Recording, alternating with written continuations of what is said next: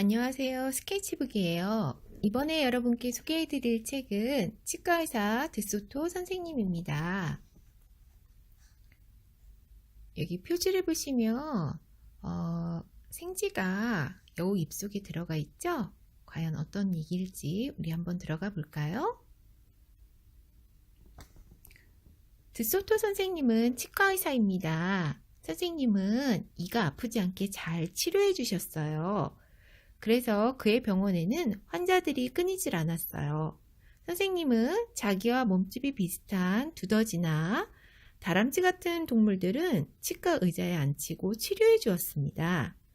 조금 더 큰 동물들은 바닥에 앉게 한 다음 사다리 위에 올라가서 치료해 주었어요. 이렇게 사다리로 올라갔네요. 그리고 이렇게 치과 의자에 앉혀서도 치료하고요.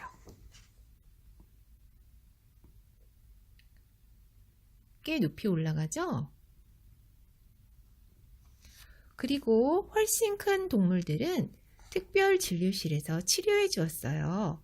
특별 진료실에서 선생님은 조수가 잡아당기는 도르래를 타고 환자의 입 가까이 다가갔어요. 조수는 선생님의 부인이었어요. 이렇게 올라가서 당나귀 같은 큰 동물도 치료를 해주시네요.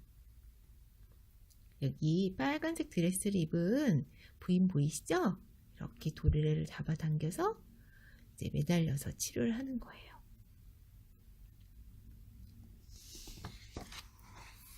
선생님은 소나 말 같은 커다란 동물에게 특히 인기가 좋았습니다. 선생님은 발이 젖지 않도록 고무장화를 신고 동물들의 입 안에 들어갔어요. 선생님의 손끝은 아주 조심스럽고 부드러웠어요. 그래서 동물들은 조금도 아픈 줄 몰랐어요. 우리도 치과 가서 치료받으면 입안에 침이 어쩔 수 없이 고이잖아요.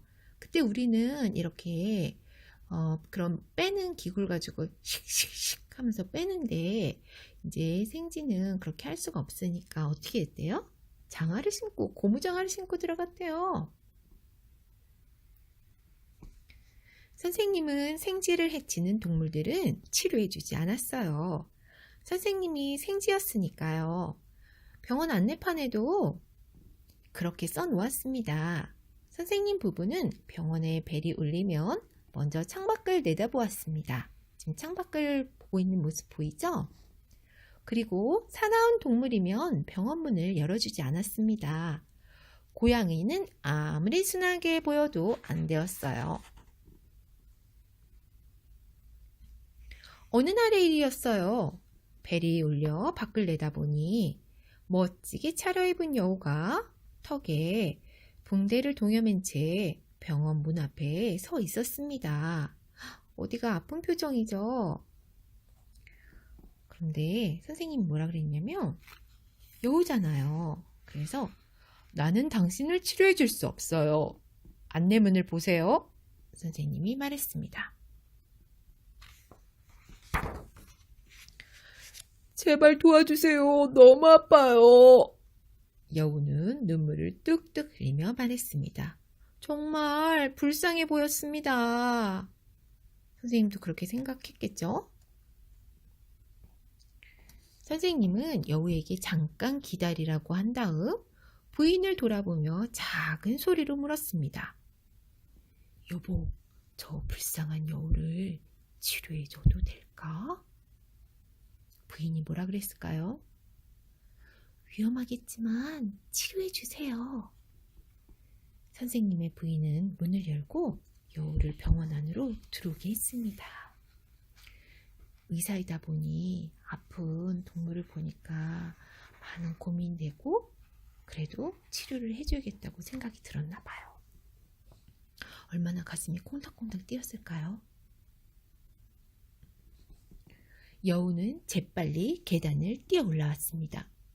선생님 제발 부탁입니다. 저 좀 도와주세요. 이가 아파 죽겠어요. 여우는 무릎을 꿇고 두 손을 싹싹 빌며 말했습니다. 진짜 아픈가 봐요. 그죠? 얼마나 아팠으면 이렇게 간절하게 말할까요? 바닥에 앉으세요. 자, 붕대를 풀어보세요. 근데 이렇게 말하면서도 아마 생지 부부는 가슴이 쿵쾅쿵쾅, 쿵쾅쿵쾅 무서웠을 거예요. 선생님은 사다리를 타고 용감하게 여우의 입속으로 들어갔습니다. 아휴, 여우 입에서 나는 냄새 때문에 숨이 탁 막혔습니다. 여우의 어금니 하나가 몹시 썩어 있었습니다. 여기 이렇게 검은색으로 변한 이 보이시죠? 이 이는 빼야 됩니다. 그런 다음 새 이를 반들어 끼워 드리지요. 선생님은 여우에게 친절하게 말해 주었습니다. 제발 아픈 것 좀 먹게 해주세요.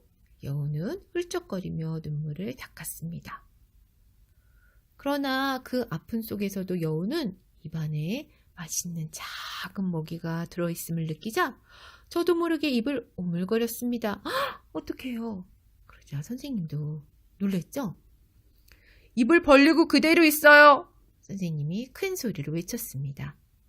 그러면서 부인도 더 크게 벌려요. 선생님의 부인도 소리쳤습니다.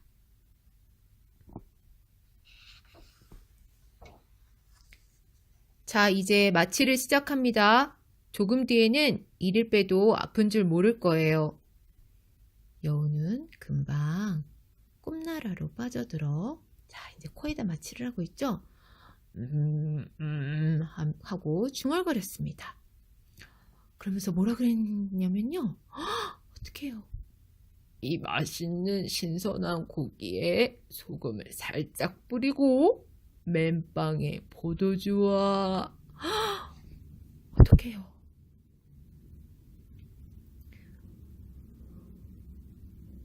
듣소토 선생님 부부는 여우가 무슨 끔찍한 꿈을 꾸는지 짐작할 수 있었어요. 역시 무서운 여우였어요. 선생님 부인은 여우가 입을 다물까봐 겁이 났어요. 그래서 여우에게 여우 입에 괴를 막대를 선생님께 건넸습니다.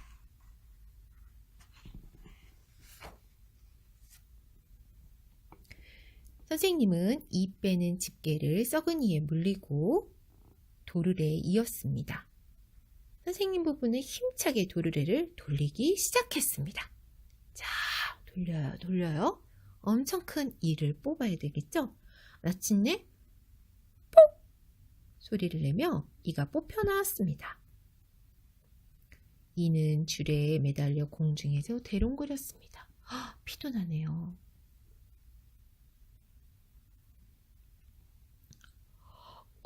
이 피 좀 봐! 여우는 정신이 들자 놀라서 캥캥거렸습니다. 선생님은 사다리를 타고 올라가 여우에게 손뭉치를 물려주었어요. 이제 아픈 것은 다 끝났어요. 내일 새 이를 끼워드리지요. 정각 11시까지 병원으로 나오세요. 여우는 아직도 머리가 멍했지만 선생님께 고맙다는 인사를 한 후 병원을 나섰습니다. 집에 가면서 여우는 생각했어요. 치료가 끝나면 생쥐들을 잡아먹어도 괜찮겠지? 그런데 마음이 좀 흔들리는 거죠. 자기를 치료해준 의사인데 잡아먹어도 될지. 그런데 본능적으로 너무 잡아먹고 싶은 거죠. 저녁이 되어 병원 문을 닫자 선생님 부인은 금을 녹여 이를 만들었습니다.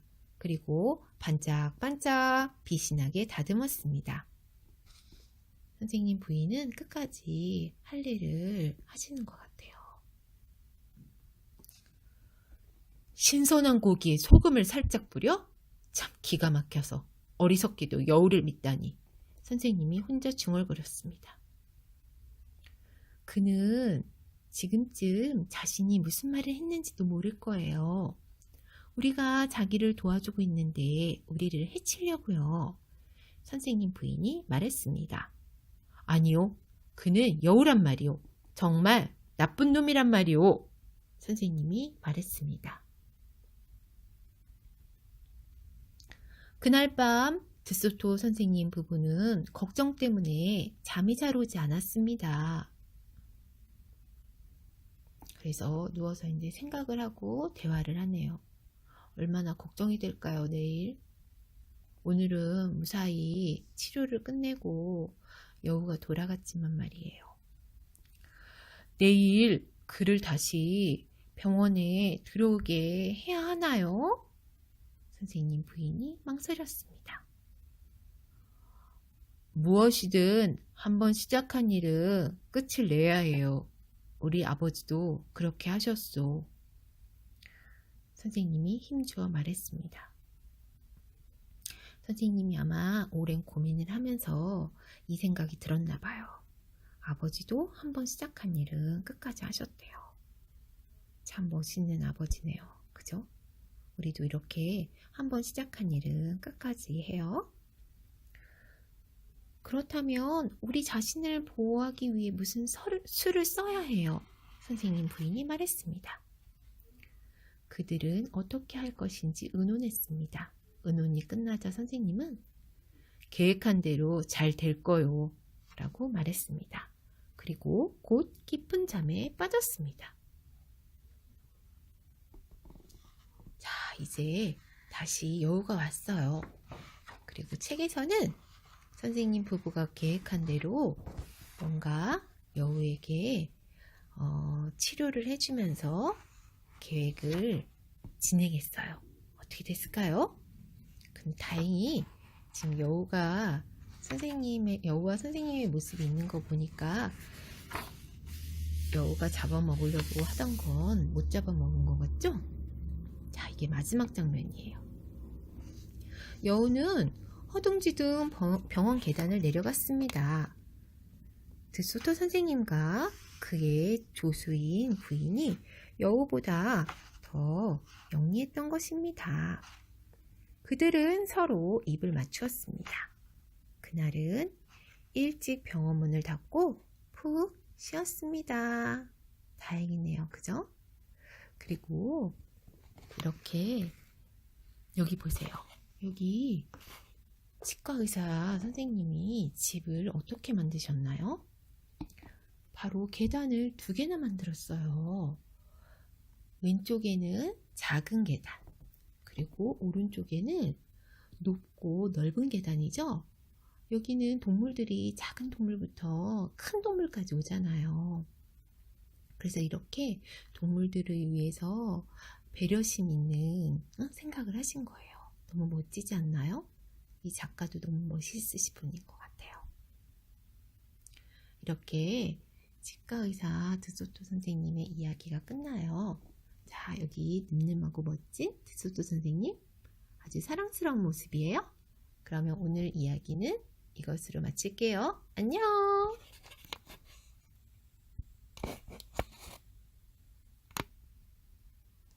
안녕하세요. 스케치북이에요. 이번에 여러분께 소개해드릴 책은 윌리엄 스타이그의 아모스와 보리스입니다. 여기 생쥐가 배를 타고 있죠. 오늘 이 아모스와 보리스는 어떤 얘기일까요? 생쥐가 등장하겠죠? 파도가 있어요. 파도에 자, 아까 그 앞에 나왔던 생쥐가 바다 위에서 망원경으로 어딘가를 멀리 보고 있는 것 같아요. 아모스와 보리스.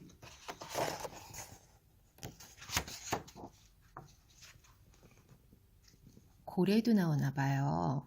아, 생쥐가 아주 고래 등 위에서 편안하게 누워있죠? 어떻게 생쥐가 고래 등 위에 이렇게 눕게 되었을까요?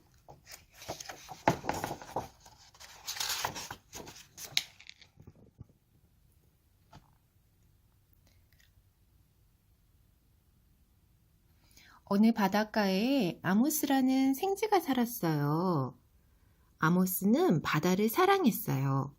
바다 냄새를 무척 좋아했지요. 파도가 달려와 부서지고 다시 돌아와 자갈을 굴리는 소리도 좋아했어요. 그래서 이렇게 바닷가에서 파도 소리를 듣고 있는 건가 봐요.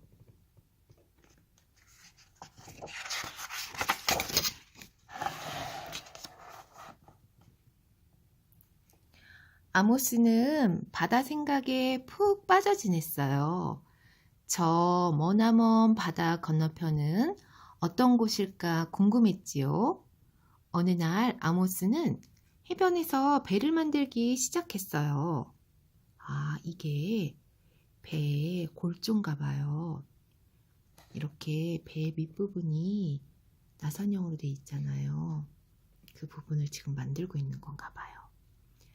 낮에는 배 만드는 일을 하고 밤에는 항해에 대해 공부했어요. 와, 벌써 많이 지었어요. 그죠?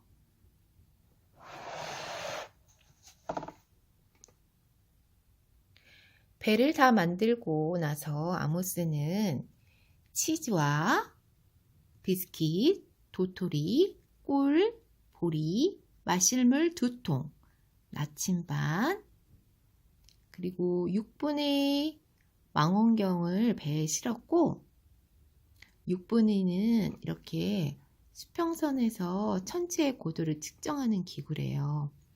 수리할 때 쓸지 모를 톱과 망치, 못과 나무를 챙겼어요. 찢어진 돛을 수선할 때 쓸 실과 바늘, 그리고 반창고와 소독약과 같은 여러 가지 다른 필수품과 요요와 놀이용 카드도 함께 실었답니다. 자, 이제 떠날 준비를 하나 봐요.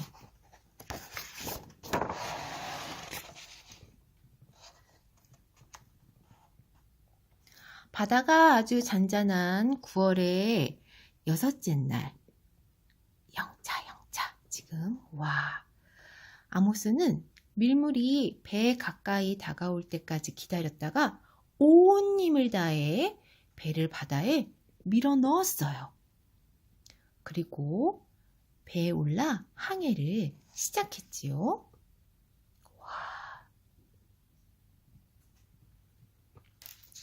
배의 이름은 로텐트호였어요. 이렇게 생겼어요. 그죠? 로텐트. 아모스가 아주 잘 만들어서 배는 바다에 아주 잘 적응했어요. 그리고 아모스는 하루 동안 끔찍한 배멀미를 했지만 곧 타고난 뱃사람처럼 배에 아주 잘 적응했답니다. 아모스는 마음껏 여행을 즐겼어요. 날씨도 좋았지요. 밤이나 낮이나 산더미 같은 파도를 오르락 내리락거리며 아모스의 마음은 놀라움과 모험심, 삶에 대한 사랑으로 가득 찼어요. 파도가 치나 봐요. 아모스가 자기가 너무 하고 싶던 그리고 좋아하던 일을 이제 드디어 하고 있는 중이에요. 밤이 되었나 봐요. 자고 있는 것 같죠? 밤하늘에 별도 있어요. 별이 아주 반짝반짝이네요. 어느 날 밤 인광으로 하얗고 푸르게 빛나는 바다에서 아모스는 고래들이 반짝이는 물을 뿜어올리는 모습을 보았어요. 와, 인광이 뭐냐면 빛을 쬐 물질이 빛이 사라진 후에도 계속해서 빛나는 현상이래요. 그래서 어두운 곳에서 청색 빛이 난대요. 와, 바다에서 이런 빛을 본다면 정말 멋있겠죠? 놀라서 숨이 턱 막혔어요. 나중에 배의 갑판에 누워 별이 빛나는 광활한 밤하늘을 바라보던 이렇게 바라보았나 봐요. 생지 아모스는 엄청나게 큰 우주 속에서 자신은 티끌만큼 작은 존재라는 걸 뼈저리게 느꼈어요. 와, 되게 큰 깨달음을 느꼈네요. 아름답고 신비로운 모든 것이 아모스의 마음을 휘감았지요. 아모스는 갑판 위에서 몸을 이리저리 뒤척이다 그만 바다에 빠지고 말았어요. 어떡하죠? 이거 보세요. 바다에 빠졌어요. 얼른 배를 잡아야 될 텐데요. 도와줘! 아모스가 로텐트홀을 필사적으로 붙잡으며 소리쳤어요. 하지만 배는 소나기에서 빠져나갔고 돛을 활짝 펼치며 빠르게 나아가더니 멀리 사라져버렸어요. 큰일이네요. 그렇게 아모스는 남겨졌어요. 이렇게 혼자 있게 됐어요. 어디일까요? 가장 가까운 해안에서 수천 킬로미터나 떨어진 거대한 바다 한가운데였어요. 과연 아모스는 어떻게 될까요? 누가 도와줄까요?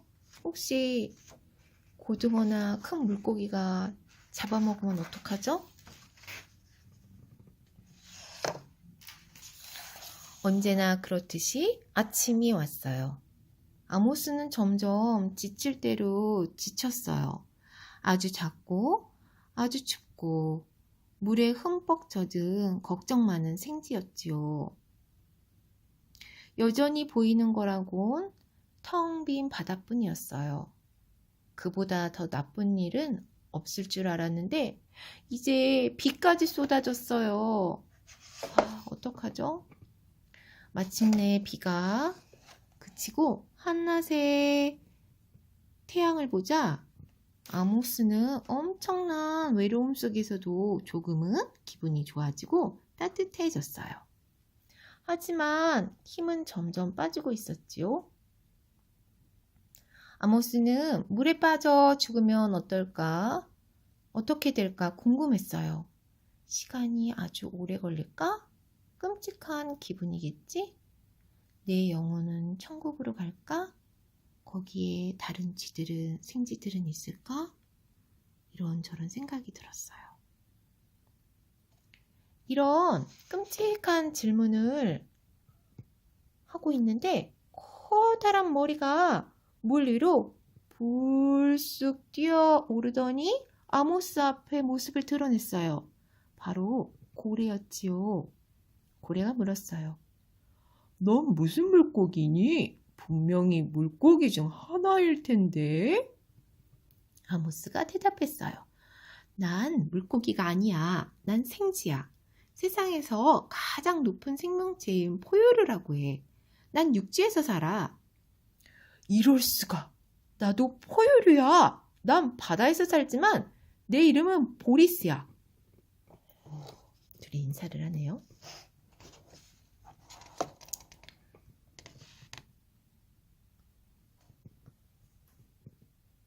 고래 등에 아모스가 탔어요. 아모스도 자기 소개를 하고 보리스에게 어떻게 바다 한가운데에 있게 되었는지 이야기해 주었어요. 고래는 아프리카에 있는 아이보리 코스트에 아모스를 데려가고 싶다고 했지요. 그런데 아모스는 뭐라 그랬죠? 아모스는 고래에게 괜찮다면 집으로 데려다 줄 수 있는지 물었어요. 보리스가 말했어요. 괜찮고 말고 내가 해줄 수 있다니 기뻐. 너같이 신기한 동물을 알게 되다니. 세상에 그런 고래가 또 어디 있겠니? 어서 올라타! 그래서 아모스는 보리스의 등 뒤에 올라갔어요. 아모스가 물었어요. 너 포유류인 거 확실해? 너한테 물고기 냄새가 나는데? 고래 보리스는 생쥐 아모스를 등에 태우고 헤엄쳐 갔답니다. 너무 다행이에요. 그렇게 다시 걱정 없이 안전하게 되어 얼마나 마음이 놓였는지 몰라요. 아모스는 완전히 지쳤던 터라 태양 아래에 누워 곧바로 잠이 들었어요. 이제 얼마나 마음이 놓일까요? 그래서 잠도 오고 이렇게 편안하게 시간을 보내고 있네요. 근데 이게 무슨 상황이죠? 그러다 갑자기 다시 물에 빠지고 말았어요. 아모스는 깜짝 놀라 사방에 물을 튀기며 허우적댔어요. 보리스가 등에 손님이 있다는 걸 깜빡하고 물속으로 잠수한 거예요. 실수를 깨닫고 다시 급히 물 위로 떠오르는 바람에 아모스는 튕겨올라 하늘 높이 공중제비를 돌았답니다. 물이 정면으로 떨어지니 꽤 아팠어요. 아모스는 화가 나서 소리를 지르고 보리스를 때리다가 순간 보리스 덕분에 목숨을 구했다는 것을 기억해내고는 조용히 보리스 등에 올라탔어요. 그때부터 보리스는 잠수하고 싶으면 아모스에게 미리 말하고 대답을 들었어요. 보리스가 잠수할 때마다 아모스는 수영을 했지요. 자, 이렇게 해서 둘이 집으로 가고 있는 시간이에요. 오, 드디어 육지가 보여요. 작별할 시간이 되었어요. 해변에 도착했거든요. 보리스가 말했어요.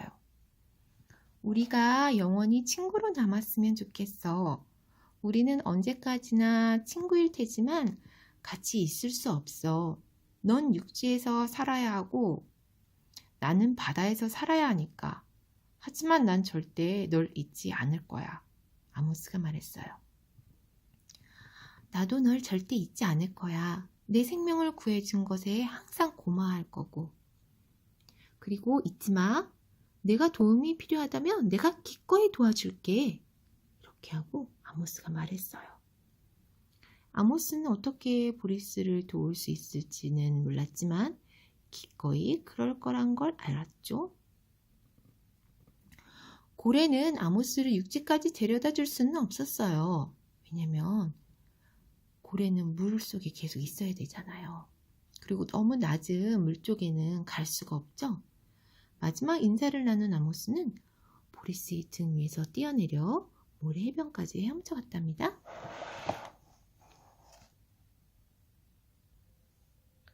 아모스는 절벽 위에서 보리스가 2번 물을 내뿜고 사라지는 모습을 지켜보았어요.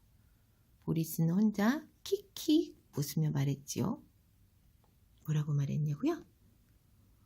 저 작은 생쥐가 어떻게 날 돕겠어? 아주 작기는 하지만 마음이 참 고와. 난 저 애를 사랑해. 엄청 보고 싶을 거야. 이렇게 해서 이제 둘이 헤어지고 둘 다 행복했답니다. 근데 이건 또 무슨 상황이죠? 그 일이 있은 지 여러 해가 지났어요. 이제 아모스는 더 이상 어린 생쥐가 아니었고 보리스도 더 이상 어린 고래가 아니었죠. 그때 100년 만에 한 번 있을까 말까한 끔찍한 폭풍 허리케인 예타가 불어닥쳤어요. 고래 보리스는 파도에 휩쓸려 해변으로 떠밀려와 꼼짝달싹 못하게 되었어요. 우연찮게도 그곳은 아모스가 살고 있는 바로 그 해변이었어요. 어떡해요? 보리스에게 큰일이 생겼어요. 이거 보세요. 어떡하죠? 폭풍이 지나가고 보리스는 높고 메마른 모래 해변에 누워 바다로 돌아가길 간절히 바라고 있었어요. 뜨거운 태양에 몸이 말라가고 있었거든요.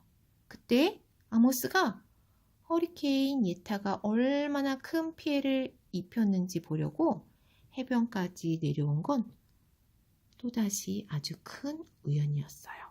물론 보리스와 아모스는 한눈에 서로를 알아보았지요. 오랜 두 친구가 이 절망적인 상황에서 다시 만나 어떤 심정이었는지는 말할 필요가 없을 거예요. 아모스는 보리스에게 달려갔어요. 보리스는 아모스를 그저 바라볼 뿐이었어요. 아무것도 할 수가 없잖아요. 물이 아니니까.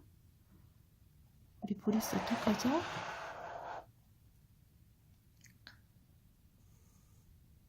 산만큼 큰 고래가 티끌만한 생쥐에게 말했어요. 아모스 도와줘. 빨리 바다로 돌아가지 않으면 난 죽을 거야. 아모스는 안타까운 눈빛으로 보리스를 가만히 쳐다보았어요. 그리고 아주 빨리 무언가를 해야 하고 뭘 해야 하는지 아주 빨리 생각해내야 한다는 걸 깨달았죠. 갑자기 아모스는 어디론가 사라졌어요. 보리스가 혼잣말을 했어요. 아모스는 날 돕지 못할 거야. 해보고 싶은 건 많겠지만 저렇게 작은 친구가 뭘 할 수 있겠어. 아, 우리 보리스 절망에 빠졌어요. 우리 아모스는 어떤 생각을 하고 친구를 도우려고 할까요?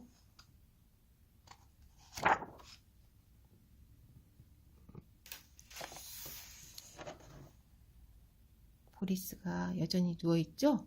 그런데 여기 아모스가 나타났어요. 그리고 누가 왔어요? 와, 커다란 코끼리가 있어요. 2마리나. 한때 아모스가 바다 한가운데서 혼자 있으며 느꼈던 것을 이제 해변에 혼자 누워있는 보리스가 똑같이 느꼈어요. 보리스는 자기가 죽을 거라 확신했지요. 그리고 죽음을 준비하고 있을 때 아모스가 자신이 찾을 수 있는 가장 큰 코끼리 2마리를 데리고 달려왔어요. 너무 다행이에요. 어떻게 보리스를 구할 수 있을까요?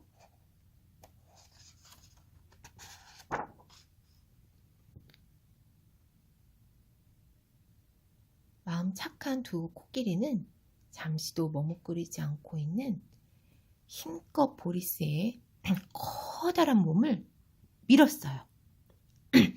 보리스의 몸이 뒤집어지고 모래를 묻히며 바다 쪽으로 굴러갔어요. 형차. 아모스는 한 코끼리 머리 위에 올라서서 큰 소리로 지시를 했지만 아무도 듣지는 못했답니다. 점점 물 가까이 가고 있네요. 몇 분 후 보리스는 이미 물속에 있었어요. 파도가 몸을 적시는 촉촉한 느낌을 만끽하면서 보리스는 생각했어요. 바다에 있는 것이 얼마나 좋은지 알려면 바다 밖에 있어 봐야 해. 고래라면 말이지. 너무 멋진 말이네요. 그죠? 곧 보리스는 더 깊은 물속으로 몸을 흔들며 들어갈 수 있었어요. 코끼리들아 너무 고맙다. 아모스도 너무 고맙네요.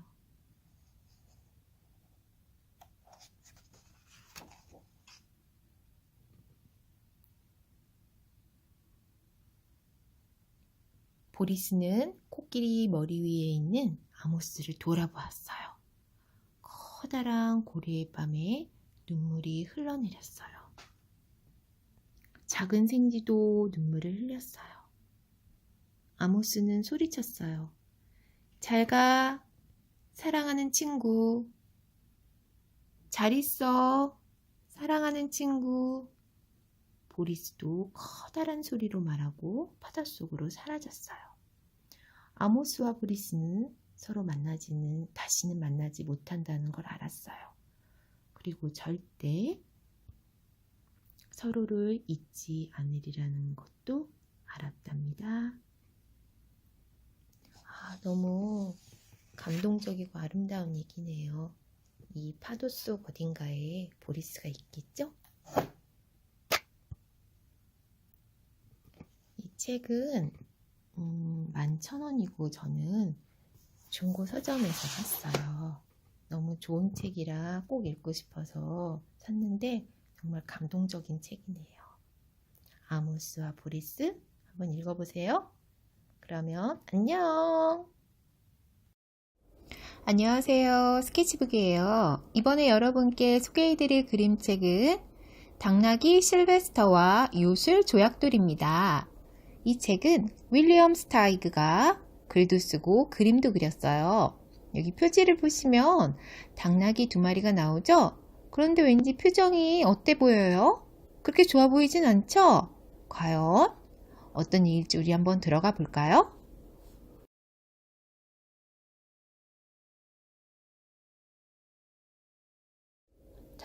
겉표지를 넘기면 당나귀 실베스터와 요술조약돌에서 당나귀가 한 마리 있어요. 그런데 손에 뭔가 빨간색을 들고 있죠? 과연 이게 이 그림에서 어떤 내용일지 우리 한번 책을 보면서 이 그림이 나오는지 한번 봐요.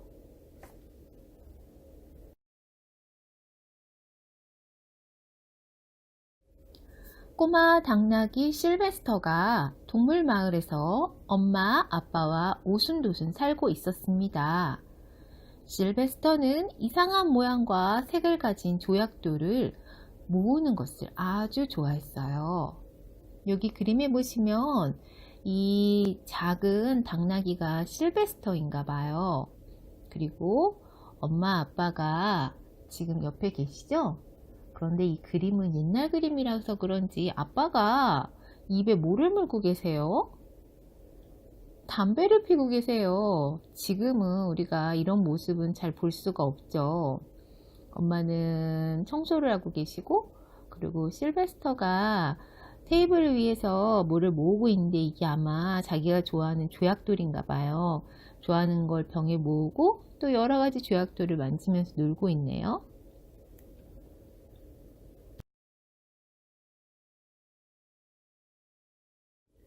어느 비가 오는 토요일이었어요. 실베스터는 시냇가에서 놀다가 별난 조약돌을 하나 주었어요. 공깃돌처럼 동그랗고 매끌매끌한 이 조약돌은 마치 타는 듯한 빨간색이었습니다. 조약돌을 손에 쥐고 살펴보던 실베스터는 가슴이 마구 설레었습니다. 그런데 조금 흥분한 탓인지 몸에 떨어지는 빗방울이 새삼스럽게 차갑게 느껴졌습니다. 그래서 실베스터는 비가 그쳤으면 좋겠네 라고 말했습니다. 지금 여기 그림에 보시면 실베스터가 밖에 나와서 놀고 있다가 뭘 발견했어요. 빨간색 이 조약돌인가 봐요. 아까 우리 앞에 그림에 있던 거가 이 조약돌인가 봐요. 비가 오고 있네요. 오리들이 물속에서 헤엄을 치고 있고, 그런데 예전엔 못 느꼈는데 오늘따라 빗방울이 차갑게 느껴졌나 봐요. 그래서 뭐라 그랬어요? 비가 그쳤으면 좋겠다 그랬어요. 그런데 이제 우리 다음 장을 한번 넘겨볼까요?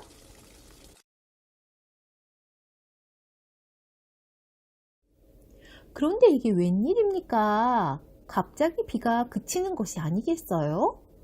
보통 때처럼 빗발이 점차 가늘어지다가 그친 것이 아니라 뚝 그친 것입니다. 빗방울과 검은 구름은 온데간데 없고 해가 밝게 빛나고 있었어요. 언제 비가 왔더냐는 듯이 주변이 조금도 젖어 있지 않았습니다. 정말 그러네요. 그죠? 지금 햇볕이 그대로 비춰진 그런 잔디인 것 같고 햇님도 그대로 있고요. 참 신기한 일이네요. 이게 어떻게 된 일일까요? 실베스터도 지금 표정이 이게 과연 무슨 일인가 하고 놀라고 있는 표정인 것 같아요. 아, 다음 얘기가 또 궁금하네요.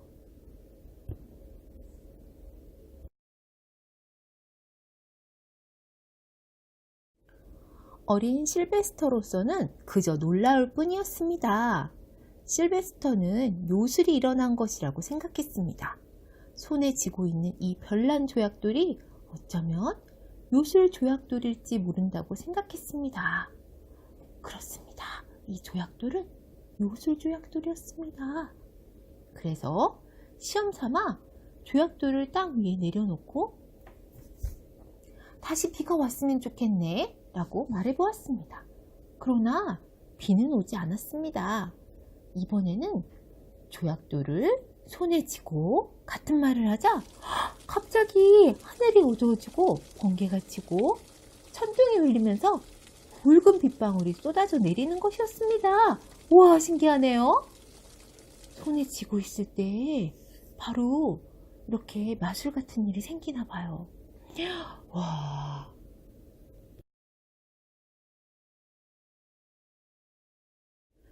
실버스터는 기뻐서 어쩔 줄 몰랐습니다. 기가 막히게 재수가 좋은 날이구나. 이제 나는 내가 갖고 싶은 거 모두를 가질 수 있게 된 거야. 엄마, 아빠, 그리고 친척들은 물론 친구들도 바라는 것이 있으면 다 들어줘야지. 실베스터는 다시 날씨가 맑아지라고 말했습니다. 진짜 맑아졌고요. 그리고 왼쪽 다리에 난 사마귀가 없어지라고 말했습니다.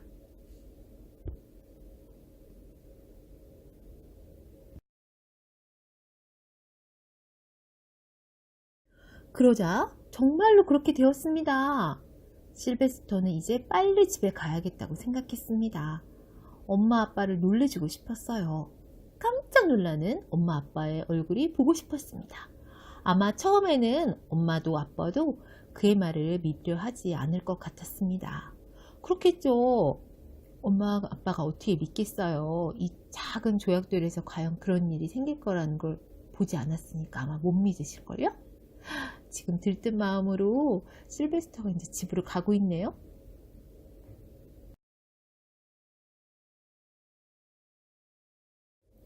집을 향해 가던 실베스터가 딸기 언덕을 막 넘어가고 있을 때였습니다. 앞으로 조약돌에게 부탁할 것들을 생각하며 걷던 실베스터는 깜짝 놀랐습니다. 왜 놀랐을까요? 굶주린 사자 한 마리가 길게 자란 풀 뒤에서 자기를 노려보고 있는 것이었어요. 실베스터는 너무나 겁이 나서 어쩔 줄 몰랐습니다. 만일 실베스터가 그렇게 놀라지만 않았더라면 사자를 사라지게 할 수도 있었을 것이고, 그렇죠. 요술 조약돌이 있으니까요. 또는 엄마와 아빠가 기다리고 있는 집으로 안전하게 데려다 달라고 할 수도 있었을 것입니다. 그런데 실베스터는 어떻게 했을까요? 너무 놀랐어요, 지금. 그죠? 이 무서운 사자 얼굴 좀 보세요.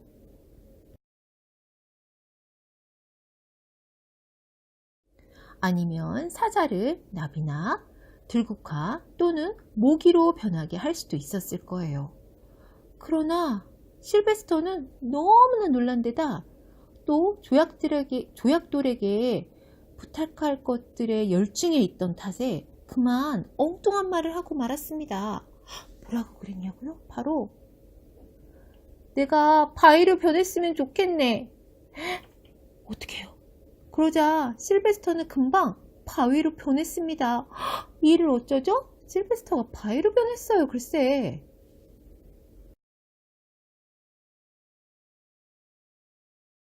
바로 그때 사자가 바위에게 워락 덤벼들었습니다. 사자는 바위에 코를 들이대고 계속 킁킁거렸습니다. 사자는 어리둥절한 표정으로 바위 둘레를 몇 채라나 돌았습니다. 틀림없이 어린 당나귀를 보았는데 내가 헛것을 보았나? 라고 투덜거리더니 힘없이 가버렸습니다. 그렇죠. 사자가 방금 전에 본 건 뭐였죠? 당나귀였죠. 실베스터였어요. 그런데 와락 하고 덤벼드는 그 순간 바위로 변해버렸잖아요. 그러니까 사자도 믿지 못할 상황이 지금 벌어진 거예요. 어쨌든 사자가 갔어요.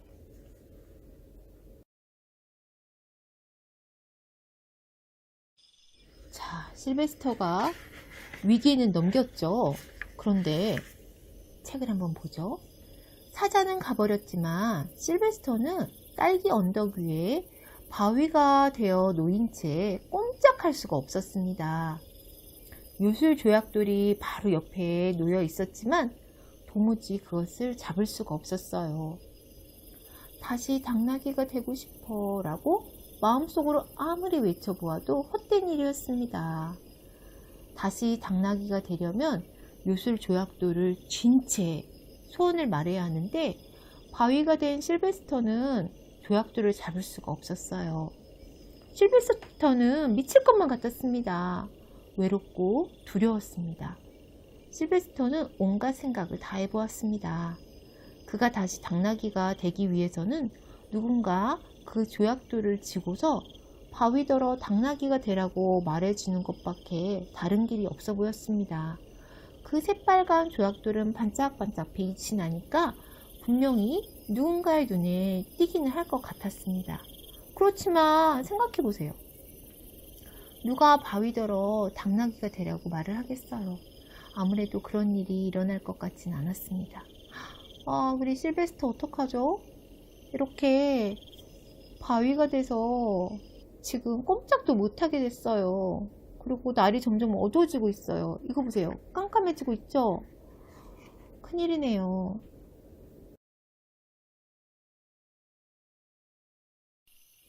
실베스터는 잠이 들었습니다. 잠자는 것 말고 무슨 다른 할 일이 있겠어요. 어느덧 별들이 반짝이는 밤이 되었어요. 큰일이네요. 우리 실베스터 어떡하죠?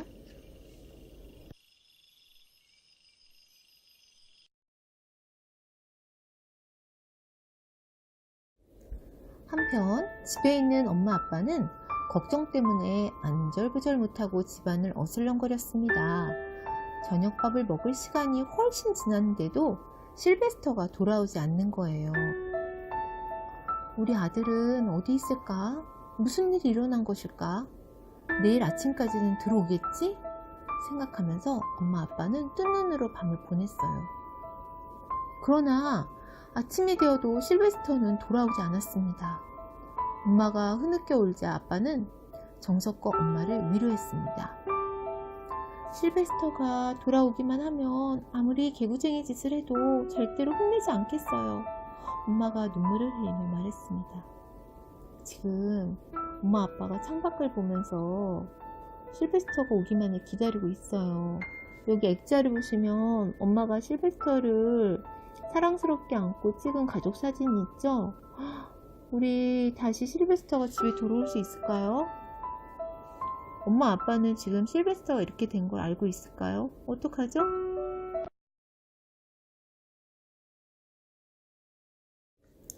날이 밝자 엄마 아빠는 이웃에 사는 모든 동물들에게 실베스터를 못 보았냐고 물어러 다녔습니다. 이게 아까 우리 표지에 있던 장면이죠. 돼지한테도 묻고 닭들한테도 묻고. 친구들이 혹시 알고 있을까요?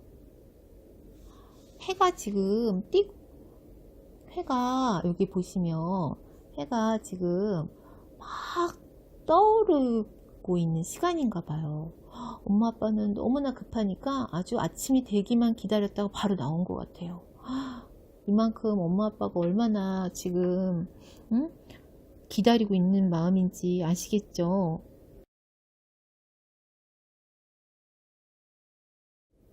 동네 꼬마들에게도 물어보았습니다. 그러나 강아지도, 고양이도, 망아지도, 돼지도 고개를 저었습니다. 어제 이후로 아무도 실베스터를 본 적이 없었대요.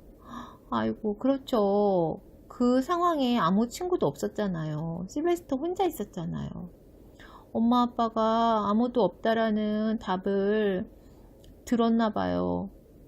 너무 어깨가 처져 있죠? 슬픔에 빠져 있는 얼굴이에요.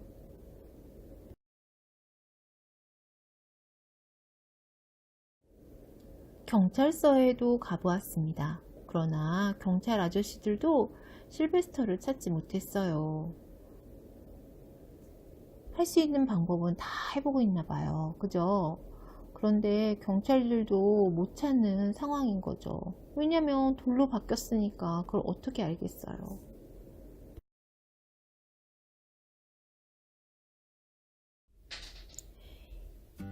실베스터는 과연 어떻게 됐을까요?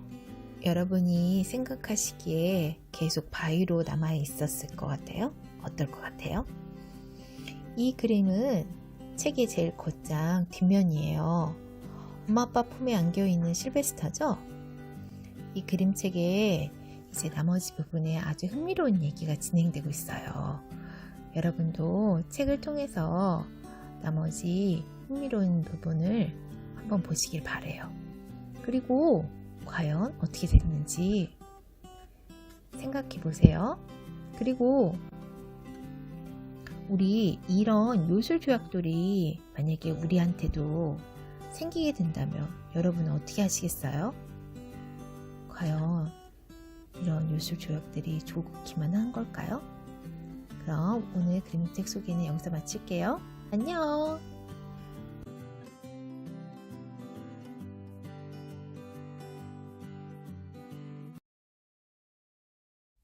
안녕하세요. 스케치북이에요. 이번에 여러분께 소개해드릴 책은 용감한 아이린입니다. 윌리엄 스타이그가 글도 쓰고 그림도 그렸습니다. 우리 그럼 이야기 속으로 한번 들어가 볼까요?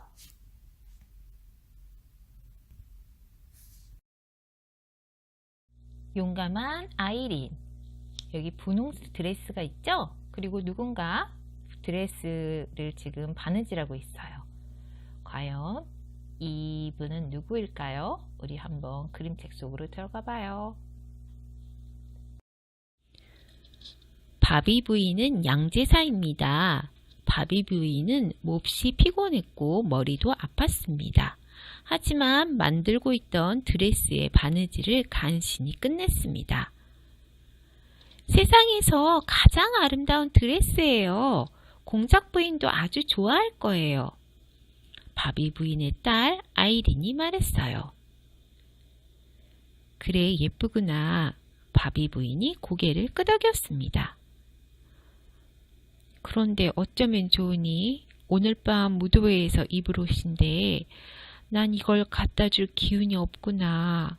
몸이 너무너무 안 좋아. 아, 그렇군요. 이 옷을 엄마가 만든 거예요.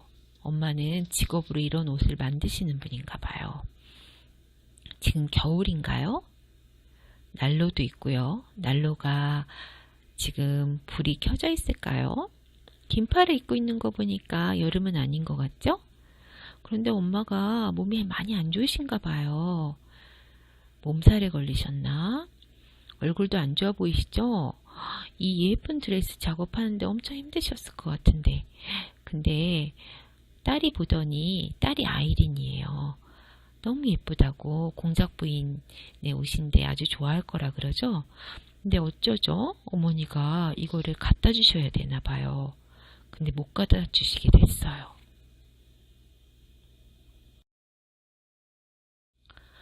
걱정 마세요. 엄마, 내가 갖다 줄게요. 아이린이 말했습니다. 그건 안 된다, 얘야. 널 보낼 순 없어. 옷상자는 너무 크고 저때까지는 너무 먼 길이야. 게다가 눈이 내리기 시작했잖니. 바비 부인이 말했습니다. 전 눈을 좋아해요. 아이린이 고집을 부렸습니다. 아이린은 엄마를 침대로 데려가서 이불을 2채나 덮어주고 발치에는 담요도 덮어주었습니다. 그러고 나서 레몬과 꿀을 넣어 차도 끓이고 난로에 나무도 더 집어넣었지요. 엄마가 이제 침대에 누우셨어요. 그리고 딸이 엄마를 따뜻하게 해드리고 그리고 엄마가 드실 차도 갖다 드리고 그런데 아이린이 드레스를 가져다 드린다 그러죠? 근데 엄마는 걱정돼서 말씀을 하세요. 근데 아이린은 뭐라 그래요? 눈을 좋아한대요. 그러니 걱정 없다는 얘기 같아요. 아이린은 멋진 드레스를 얇은 종이로 잘 싸서 커다란 상자에 담았습니다. 따뜻하게 입거라가 단추 꼭꼭 잠그는 거 잊지 말고 밖은 바람도 불고 춥단다. 엄마가 갸냘픈 소리로 말했습니다. 아이린은 양털 장화를 신고 빨간 모자와 목도리를 두르고 두꺼운 외투를 입고 벙어리 장갑을 꼈습니다. 그런 다음 엄마의 뜨거운 이마에 6번이나 입을 맞추고 한 번 더 맞추었습니다. 아이린은 엄마의 이불이 잘 덮였나 확인하고 나서 커다란 옷상자를 들고 살며시 밖으로 나왔습니다. 그리고 문을 꼭 닫았습니다. 엄마도 딸이 가는 게 걱정이 돼서 옷 단단히 입으라고 하죠. 밖이 무척 춥나 봐요. 아이린도 옷을 단단히 입고 엄마의 이마가 뜨거워졌어요. 거기에 6번이나 입을 맞추고 한 번 더 했대요. 그런 다음에 또 엄마 이불도 확인해주고 정말 사랑스러운 딸이에요. 그리고 마지막으로 어떻게 나갔어요? 살며시 밖으로 나갔대요. 큰 소리로 나가면 엄마가 또 잠에 못 들 수도 있고 그런 배려의 마음인가요? 그리고 바람이 들어갈지 모르니까 문도 꼭 닫았대요.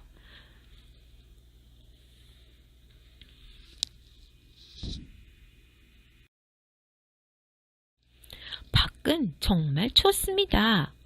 눈송이가 바람에 이리저리 휘몰아치며 아이린의 얼굴을 때렸습니다. 눈을 가늘게 뜨고 아이린은 베닛 아저씨의 목장으로 가는 오르막길로 향했습니다. 길이 또 오르막길이에요. 그리고 여기 보니까 진짜 눈이 엄청 오는 것 같네요. 바람도 불고. 아이린이 목장에 닿을 즈음 눈은 발목까지 덮었고 바람은 더욱 심해졌습니다.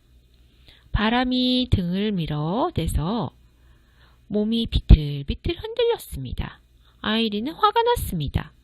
옷상자를 들고 가는 것도 아이린에게는 힘이 들었거든요. 그만 불어! 아이린은 몰아치는 바람에 등을 꼿꼿이 세우며 야단을 쳤습니다. 바람한테 말을 하는 거죠. 그만 좀 바람 불으라고. 가기가 너무 힘든 거예요. 이 어린아이가 자기 몸만한 상자를 들고 가니 얼마나 힘들겠어요. 앞도 안 보이는데. 목장 한가운데쯤 오자 눈송이는 더욱 굵어졌습니다. 이제는 바람이 얼마나 세게 몰아붙이는지 아이린은 울퉁불퉁한 땅을 껑충껑충 펄쩍펄쩍 비틀비틀 갈 수밖에 없었습니다. 차가운 눈이 장화 속으로 스며들어와 발이 시렸습니다. 하지만 아이린은 입술을 꼭 깨물고 걸음을 재촉했습니다. 이건 아주 중요한 심부름이니까요.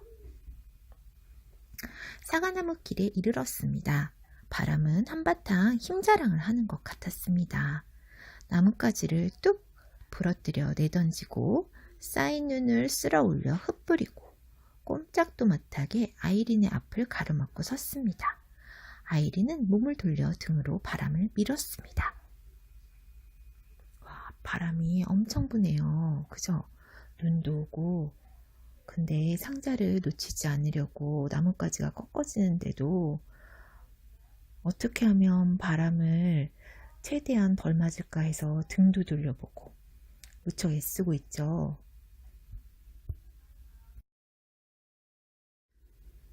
집으로 돌아가, 아이린. 집으로 돌아가. 바람이 으르렁거렸습니다. 절대 안 가. 그렇게는 못해. 이 심술쟁이 바람아. 아이린은 소리를 내질렀습니다. 집으로 돌아가. 집으로 돌아가. 바람의 소리는 노랫가락처럼 오르내렸어요. 그리고 바람이 날카롭게 덧붙였지요. 돌아가지 않으면 말이야. 잠시 아이린은 바람이 시키는 대로 해야 하는 거 아닌가 망설였습니다. 하지만 안 될 말이지요. 드레스는 공작 부인에게 갖다 주어야 해요. 반드시. 바람은 옷상자를 덮쳤습니다. 퍽 때리고 획 비틀고 이리저리 흔들다가 잡아챘습니다. 하지만 아이린도 호락호락 내주지 않았습니다. 이건 우리 엄마가 만든 거야! 아이린이 소리쳤지요. 그런데 아이쿠, 상자가 아이린의 장갑 낀 소나기에서 미끄러져 나가더니 퉁퉁거리며 눈 위로 튕겨나갔어요. 아이린은 상자를 쫓아갔습니다. 이를 어째요? 지금 바람은 어떻게든 아이린을 더 세게 바람을 불게 해서 못 가게 하고, 그리고 아이린은 이 드레스를 꼭 전해줘야 된다는 생각에 나도 지지 않겠다고 바람을 뚫고 가고 있어요. 근데 드디어 바람이 상자를 날려버렸어요. 이를 어째요? 아이린은 허겁지겁 달려가 상자를 잡았습니다. 하지만 고약한 바람은 상자 뚜껑을 활짝 열어 제쳤어요. 무도의 드레스는 펄럭이며 날아오르더니 쏟아지는 눈 속으로 나풀나풀 춤을 추며 날아갔습니다. 얇은 종이와 함께 말이에요. 아이린은 텅 빈 상자를 꼭 잡은 채 아름다운 드레스가 멀리 사라지는 것을 바라볼 뿐이었습니다. 어떻게 이런 끔찍한 일이 일어날 수 있는 걸까요? 눈물이 나서 속눈썹이 얼어붙었습니다. 사랑하는 엄마가 얼마나 힘들게 일했는데, 얼마나 오랫동안 재고, 자르고, 스치고, 꿰매고 했는데 어떻게 이런 일이 일어날 수 있단 말인가요? 그리고 공작 부인은 이제 어떻게 하나요? 아이린은 결심했습니다. 빈 상자라도 가져가서 모두 설명해야겠다고요. 어머, 바람이 지금 어떻게 했어요? 상자 뚜껑을 열더니 드레스를 날려버렸어요. 아이린은 생각하죠. 그리고 너무 속상해서 눈물이 났는데 얼마나 추운지 속눈썹이 얼어붙었대요. 그리고 사랑하는 엄마가 이 드레스를 만들기 위해서 얼마나 정성을 들였는지 그 시간과 그 모습이 생각이 나나 봐요. 그리고 공작 부인과의 약속도 생각이 났고요. 그래서 진짜 용감하게 빈 상자라도 가져가서 설명해야 되겠다고 생각했어요. 대단한 아이린이에요. 우리 다음 얘기 한번 가볼까요? 아이린은 발을 질질 끌며 눈속을 걸었습니다. 바람 때문이라고, 내 잘못이 아니라고 말하면 엄마가 이해해 줄까요? 공작 부인이 화를 내지 않을까요? 바람은 마치 들짐승처럼 울부짖고 있었습니다. 갑자기 아이린의 발이 구덩이에 푹 빠졌습니다. 아이린은 발목을 삐고 말았어요. 모두 바람 탓이에요. 조용히 해. 지금까지 한 짓으로도 충분하잖아. 넌 일을 몽땅 망쳐놨어. 몽땅. 아이린이 고함을 질렀습니다. 하지만 바람은 아이린의 말을 삼켜버렸습니다. 아이린은 발이 너무 아파서 눈 위에 주저앉았습니다. 더 이상 걷지 못할 것 같았어요. 그러나 아이린은 겨우겨우 발을 움직여 걷기 시작했습니다. 무척 아팠습니다. 집으로 가고 싶었습니다. 엄마와 따뜻하게 있을 수 있는 집으로 가고 싶었습니다. 하지만 집은 너무 멀리 있었어요. 공작 부인의 저택이 더 가까울 거야 하고 아이린은 생각했습니다. 하지만 사방이 온통 눈으로 덮여 있어서 뭐가 어디 있는지 알 수가 없었습니다. 아이린이 엄청 큰 상자를 그래도 끝까지 들고 가려고 가다가 어떻게 됐어요? 발이 구덩이에 빠졌어요. 게다가 발목을 삐게 됐네요. 얼마나 지금 춥고 힘들까요? 집에 가고 싶을 거예요. 엄마가 보고 싶고 따뜻한 집이 있고 싶고. 근데 너무 멀리 와버린 것 같은 거예요. 얼마나 지금 힘들까요? 드레스는 날아갔을 거고. 그리고 어디가 어디인지 잘 보이지도 않는 시야가 있는 곳에 지금 있나 봐요. 우리 아이린 잘 해내야 될 텐데 도와주지도 못하고.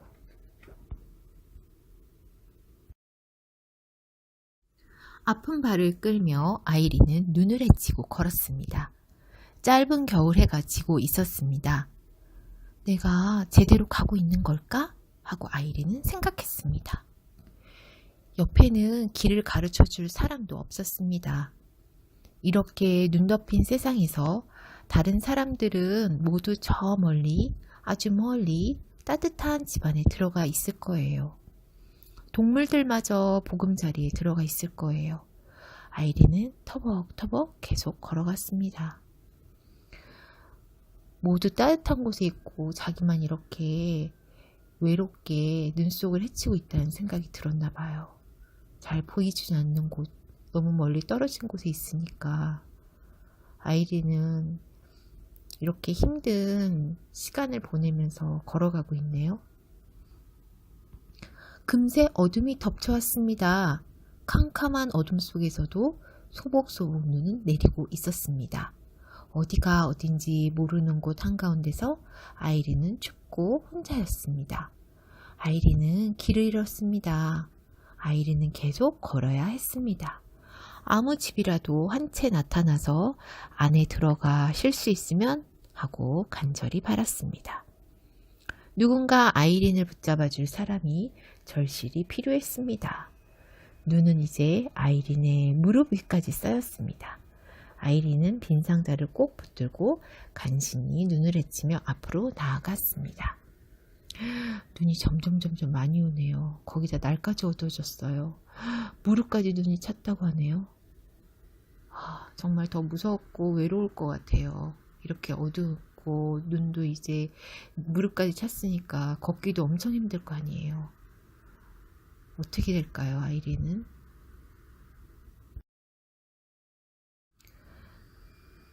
나같이 조그만 꼬마아이가 얼마나 더 버틸 수 있을까?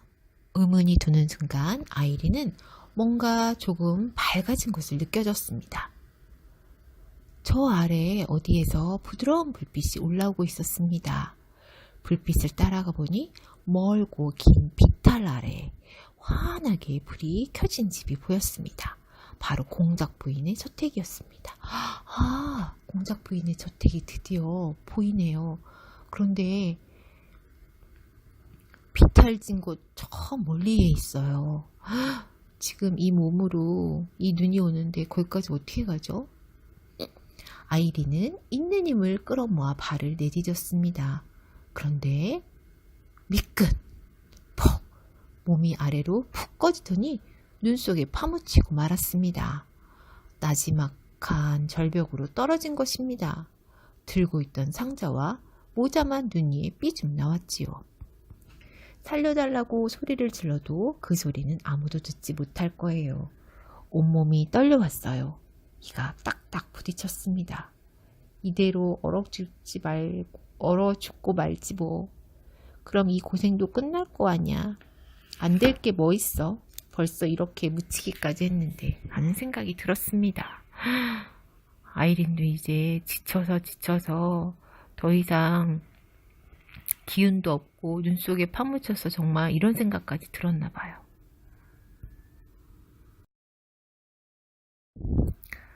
그럼 엄마도 다시는 못 보는 거야? 우리 엄마도? 엄마한테서는 언제나 갓 구운 빵 냄새가 났습니다. 갑자기 화가 치밀어 올랐습니다. 아이린은 마구 발버둥을 쳐서 눈 속에 빠져나왔습니다. 그리고 엎드린 채 주위를 둘러보았습니다. 어떻게 저 반짝이는 저택까지 가지? 질문이 떠오르는 순간 대답도 생각났습니다. 아이린은 상자를 바닥에 내려놓고 그 위로 기어 올라갔습니다. 하지만 상자는 눈 속으로 꺼져 들어가 꼼짝도 하지 않았습니다. 다시 한번 해보았습니다. 이번에는 기어 올라가는 대신 펄쩍 뛰어 올랐습니다. 상자가 미끄러져 내려갔습니다. 썰매처럼요. 바람이 뒤에서 쫓아왔지만 따라잡지 못했습니다. 조금 있으면 아이린은 사람들과 함께 따뜻한 집 안에 있게 될 거예요.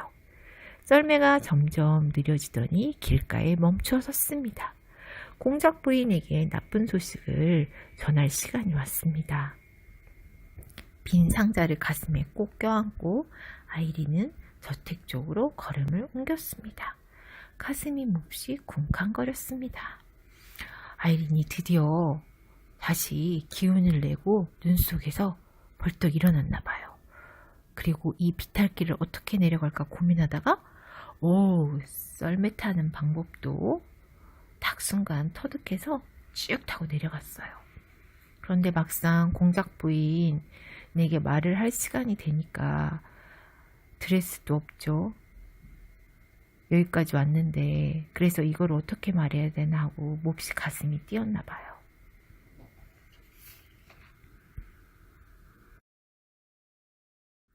아이린의 발이 딱 멈춰졌습니다. 입이 벌어졌지요. 아이린은 뚫어지게 앞만 바라보았습니다. 이건 있을 수 없는 일이에요. 하지만 있을 수 없는 일이 눈앞에 펼쳐져 있었습니다. 조금 앞쪽에 커다란 나무 둥치를 껴안고 있는 건 바로 그 아름다운 무도의 드레스였습니다. 바람이 옷을 거기에 걸어 놓았던 것입니다. 엄마, 엄마, 찾았어요! 아이린이 소리쳤습니다. 바람이 방해를 했지만 아이린은 드레스를 나무에서 떼어내 상자에 도로 담았습니다. 그리고 곧장 저택 문 앞으로 갔습니다. 문이 열렸고 아이린은 안으로 뛰어들어갔습니다. 어머나, 이거 보세요. 나무에 아까 날아갔던 드레스가 딱 걸쳐져 있죠.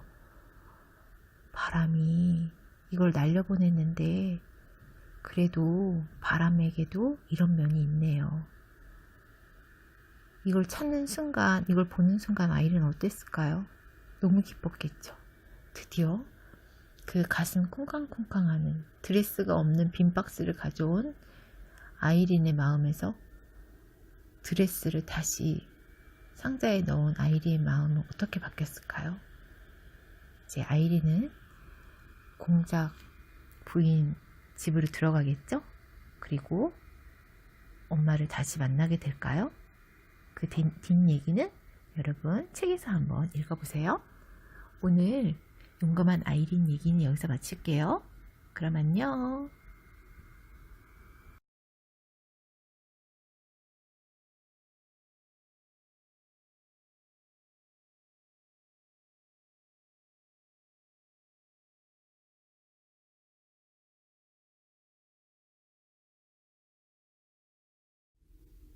안녕하세요. 스케치북이에요. 오늘 여러분께 소개해드릴 책은 장난감형입니다. 윌리엄 스타이그가 그림을 그리고 글도 썼어요.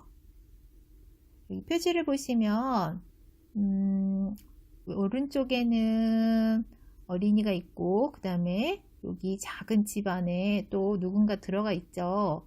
이게 장난감일까요? 장난감형. 왜 장난감형일까요? 우리 얘기 속으로 한번 들어가 봐요. 자, 책을 넘기면 이렇게 풀에 누군가 매달려 있어요. 이게 뭘까요? 여기 나오는 주인공일까요? 궁금하네요. 장난감형. 와, 아까 그 나무집 같은 데 들어있던 파란색 옷을 입고 있던 그 파란색 옷을 입고 있던 이 장난감형이 크기가 머그잔만 해요. 진짜 작네요. 그죠? 자, 이제 얘기가 시작돼요. 우리 한번 책을 봅시다. 마그누스 베데시는 유명한 연금술사입니다. 베데시의 아내인 유틸다 부인은 느긋해서 그다지 걱정거리가 없는 사람이었고요. 그래서 여기 저기 뒤쪽에 보면 부부가 앉아있죠? 되게 여유가 있어 보여요. 그죠? 이들 부부는 가족들이 서로를 아끼며 잘 지내고 있다고 믿었습니다. 하지만 큰 아들 요릭은 어린 동생 찰스를 달가워하지 않았어요. 그저 바보 같은 짓이나 일삼는 골칫덩어리로 여겼지요. 여기 앞에 파란색 옷을 입고 있는 사람이 큰아들 요릭, 그리고 뒤에가 아마 동생 찰스인가 봐요. 그런데 찰스가 뭔가를 놀아달라고 하는 건지 얘기하고 있는데 형은 본체만치에 앞으로 가고 있어요. 그리고 베데씨가 연금술사라 그랬는데 옛날에 연금술사는 굴이나 주석 같은 것을 금이나 은처럼 귀중한 금속으로 바꿀 수 있었다고 믿었대요.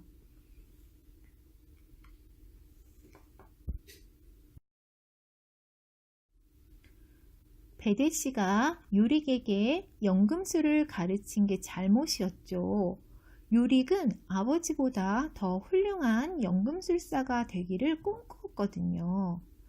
늙어빠진 당나귀의 똥덩어리를 황금덩어리로 만들 수 있다면 요릭은 이런 기적을 꼭 이루고 싶었어요. 그래서 이렇게 바위에 기대고 앉아서 당나귀의 모습을 생각하고 있네요. 그런데 저는 이 장면을 보면서 어떤 생각이 들었냐면 바위하고 당나귀하고 생각나는 책 뭐가 있죠? 맞아요. 우리 얼마 전에 읽었던 실베스터. 그죠? 이 바위가 그 바위는 아니겠죠? 찰스로 말할 것 같으면 닭들을 쫓아다니고 개미집을 쑤셔대며 놀기를 좋아했어요. 염소와 말다툼을 벌이기도 했고요. 찰스는 자기와 놀아주지 않고 이따금 꿀밤이나 먹이는 형을 도무지 이해할 수 없었습니다.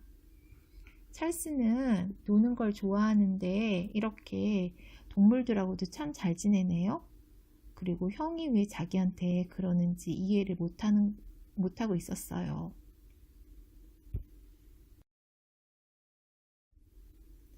5월의 어느 아침이었어요.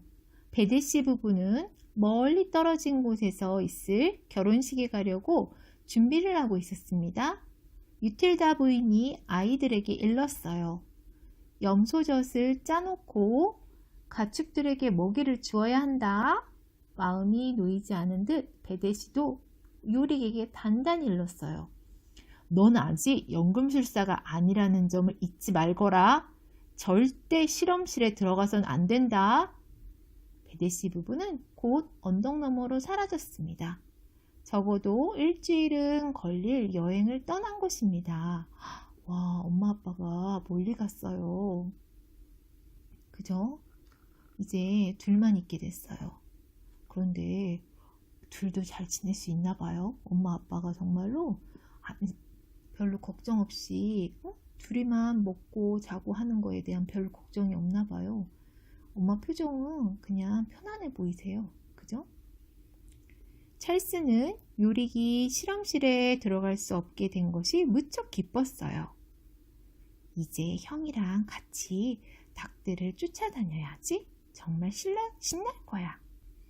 동생은 이렇게 기대하고 있었어요. 찰스는 형이랑 뛰놀 생각에 가슴이 부풀었어요. 하지만 요릭은 전혀 다른 생각을 하고 있었습니다. 오, 지금 여기가 아빠 실험실인가 봐요. 요릭이 아빠가 문을 잠가놨나요? 왜 창문으로 지금 들어오고 있어요? 실험 기구들이 막 있고 두꺼운 책들도 있고. 요릭이 과연 여기 들어와서 무슨 일을 벌일까요? 찰스는 들판에 나가 무당벌레를 잡고 있었어요. 그때 잡초 더미를 헤치며 무엇인가 다가오고 있는 것이 느껴졌습니다. 두더지인가? 찰스가 고개를 갸웃거리자 그것이 소리쳤습니다. 뭔가 다가오는 게 소리쳤대요. 나야! 내 형 요릭이라고! 그것은 정말 요릭이었어요. 요릭이 자기 손가락에 난 홍만큼이나 작아진 거예요. 이거 보세요. 형이 왜 이렇게 됐죠? 동생이 깜짝 놀라서 보고 있어요. 으아, 형! 도대체 어떻게 된 거야? 찰스는 너무 놀라 숨이 막혔어요. 내가 어떻게 보이니? 형, 설마 아버지 실험실에 몰래 들어간 건 아니겠지? 그래, 들어갔어, 이 멍청아. 요릭이 소리치며 계속 말했어요. 난 새로운 약을 발명했어. 그런데 그 약을 맛본 순간 이렇게 바퀴벌레만해진 거야. 겨우겨우 문틈으로 빠져나와 여기까지 왔어. 어머, 약을 먹고 이렇게 됐대요. 진짜 작아졌네요. 찰스는 요릭을 집어들고 허둥지둥 부엌으로 달려갔습니다. 날 떨어뜨리면 안 돼, 이 멍청아. 형은 이렇게 작아졌는데도 계속 형 노릇하네요. 동생한테 계속 뭐라 그래요? 그죠? 요릭은 찰스의 엄지손가락에 매달려 바동거렸어요. 연습 삼아 만든 약 한 방울을 마시고 소시지 한 토막만을 지다니 정말 꿈속에서나 벌어질 일이었죠. 요릭이 뿌러통해서 말했어요. 그만 좀 쳐다봐. 원래대로 돌아가지 않으면 아버지가 날 죽이실 거야. 내가 나를 도와줘야 해. 찰스가 요릭을 달래며 말했어요. 알았어, 꼬맹이 형. 아버지가 돌아오시려면 아직도 멀었다고. 이제 형한테 뭐라고 불러요? 꼬맹이 형이라고 부르네요. 진짜 머그잔만 해줬어요.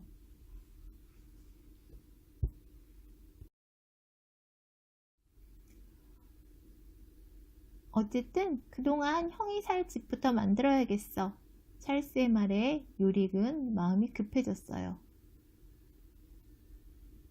뭐? 실험실은 어떻게 하고?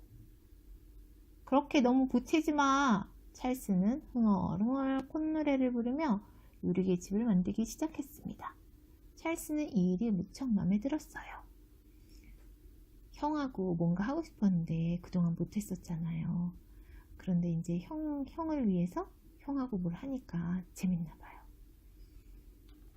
드디어 요릭이 새로 만든 집의 창밖으로 머리를 쏙 내밀었습니다. 이런 멋진 일이 장난감처럼 작아진 형이 있는 장난감 집은 꼭 진짜처럼 보였거든요. 형한테 딱 맞는 집을 만들어줬네요. 형아, 저녁 먹을 시간이야. 찰스는 빵 부스러기 3개와 치즈 1숟갈을 내놓았습니다. 하지만 마음이 너무 들뜬 나머지 자기는 아무것도 먹을 수가 없었어요. 형에게 지금 벌어지고 있는 일이 너무 신기하고 이 상황이 그죠? 너무 신기한 거죠. 찰스는 신이 났습니다. 그래서 요릭이 영원히 주머니에 넣고 다닐 만한 크기로 머물러 있기를 바랐습니다. 그래요. 그런 생각을 품는 것은 몹시 나쁜 일입니다. 하지만 저절로 그런 생각이 드는 걸 어쩌겠어요. 맞아요. 형이 아무리 이제 형이지만 몸집이 너무 작아지다 보니까 동생에게 뭐라고 해도 아니면 행동으로 뭐를 해도 전혀 옛날 같은 그런 형이 아니잖아요. 영향이 없어요. 그죠? 이렇게 먹는 것도 아주 조금밖에 못 먹고 이런 형이 너무 지금 신기하고 그죠? 이게 무슨 일인가 하고 계속 이렇게 주머니에 넣고 다니는 장난감처럼 자기한테 뭐라 하지 않는 그런 형이길 바라는 마음에 이런 마음이 들었나 봐요. 형에게 신선한 공기를 마시게 해야지. 그래도 형을 생각하는 마음이 참 좋아요. 그죠? 아침이 되자 찰스는 요릭을 데리고 산책을 나갔어요. 갑자기 하늘이 깜깜해지고 바람이 세차게 불어왔습니다. 그리고 체리만큼이나 커다란 우박이 우르르 떨어져 내렸어요. 요릭에게는 대포알이나 다름없었지요. 요릭이 울부짖었어요. 살려줘! 하늘에서 웬 대포알이 갑자기 막 떨어지는 것 같은 그런 현상이 지금 발생했어요. 우리 요리가 어떻게 해요? 비로소 찰스는 깨달았습니다. 장난감만한 형이 언제라도 위험에 빠질 수 있다는 것을요. 요릭은 당나귀에게 짓밟힐 수도 있고 실수로 엄마 발에 밟힐 수도 있어요.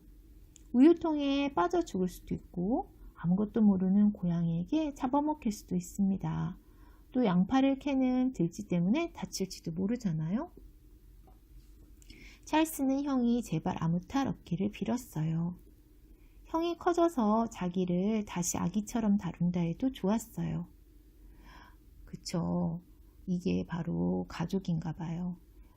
이렇게 형이 막상 자기를 잘 대해주지 못했는데 형이 이렇게 작아지고 형에게 무슨 일이 생길지 모른다는 생각을 하니까 차라리 형이 다시 커졌으면 좋겠다라는 생각이 바뀐 것 같아요. 찰스는 요릭을 옷 속에 넣은 다음 서둘러 집으로 돌아왔습니다. 찰스가 요릭의 상처에 약을 발라주며 말했어요. 형을 다시 크게 만들어야겠어. 한번 해보자고. 이제는 요릭이 찰스에게 할 일을 주었습니다. 아버지는 어떤 약이든 그 성질을 누그러뜨릴 해독제가 있다고 하셨어. 내가 마신 약과 반대 성질의 해독제만 찾으면 돼. 찰스가 물었어요. 이 분홍색 약도 섞을까? 요릭이 고개를 저었어요. 안 돼. 내가 시키는 대로만 해. 이것저것 여러 가지를 섞은 후에 요릭이 원하는 해독제가 만들어졌어요. 하지만 그 약에 혀를 대자마자 요릭은 먹은 것을 토하고 쭉 뻗어버렸습니다. 찰스가 보기에 요릭은 꼭 죽은 것 같았어요. 곧 요릭은 어리둥절해하며 깨어났습니다. 찰스야, 할 수 없구나. 아버지가 돌아오실 때까지 기다리는 게 낫겠어. 둘이 노력했는데 지금 해독제를 못 찾은 것 같아요. 다시 요릭이 원래 모습으로 돌아와야 되는데 얼마나 지금 놀랬을까요? 형이 갑자기 이렇게 돼가지고.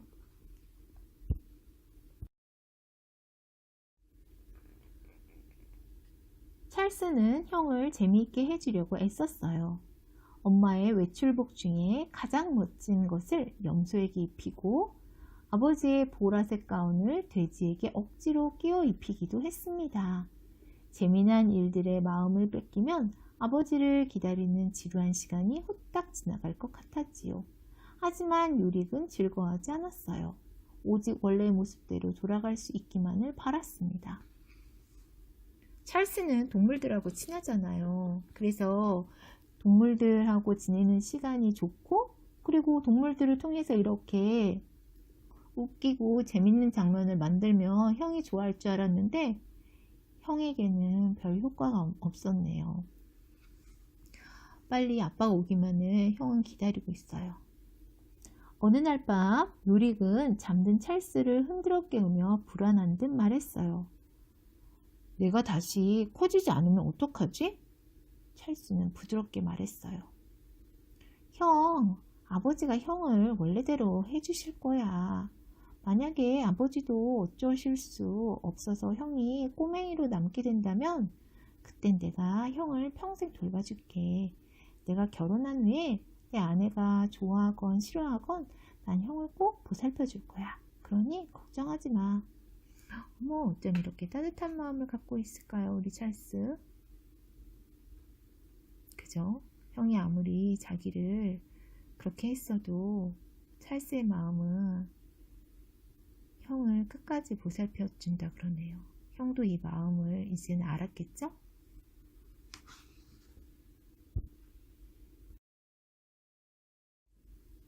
새벽에 두 형제는 누군가 요릭, 찰스 하고 친근하게 부르는 소리를 들었습니다. 요릭과 찰스는 후다닥 침대에서 굴러나와 집 밖으로 뛰어나갔어요. 부모님이 돌아오신 거예요. 베데씨 부부는 마치 1년 만에 만나는 것처럼 찰스를 껴안고 여러 번 입을 맞추었습니다. 참, 요릭은 왜 안 보이니? 베데씨 부부는 궁금해하며 주위를 두리번거렸어요. 드디어 엄마 아빠를 만났네요. 엄마 아빠도 너무 아이들이 보고 싶었죠? 그래서 이렇게 꼭 안아주고.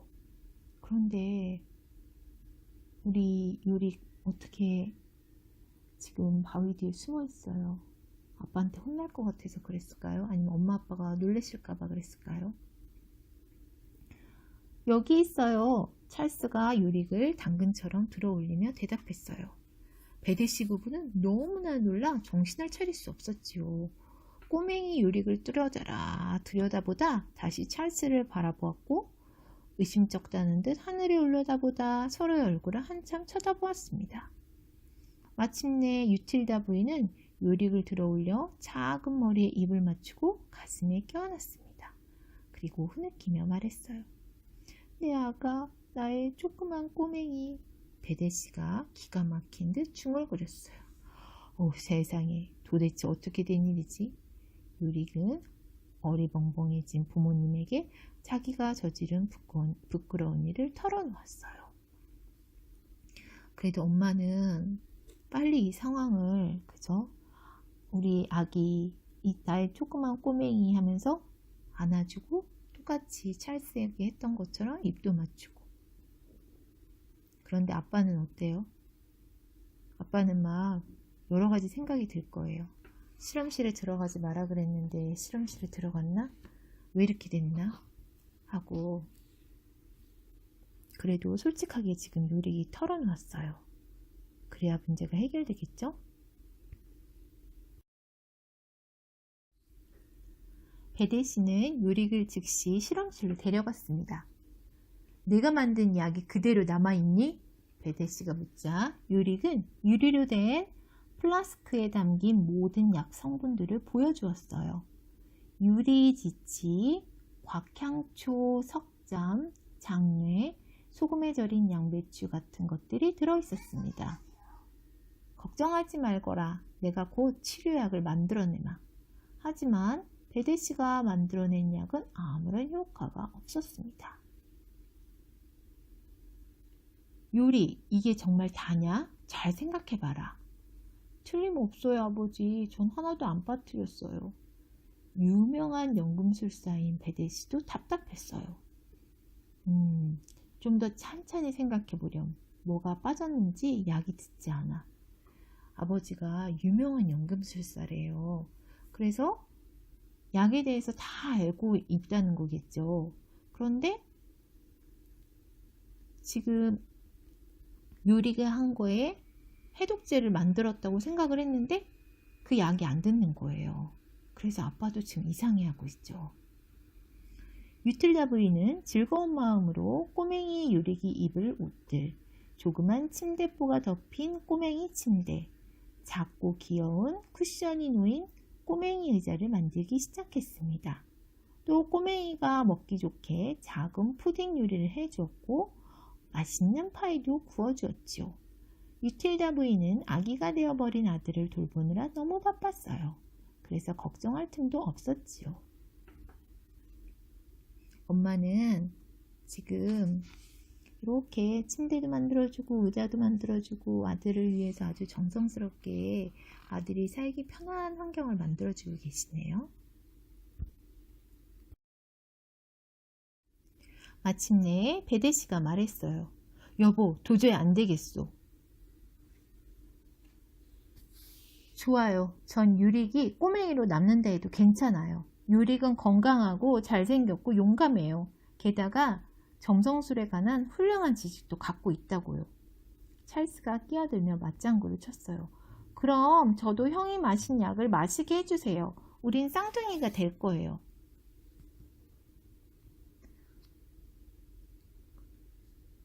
멋진 생각이야. 나도 함께 마셔야겠다. 그래야 너희들에게 걸맞는 엄마가 되지 않겠니?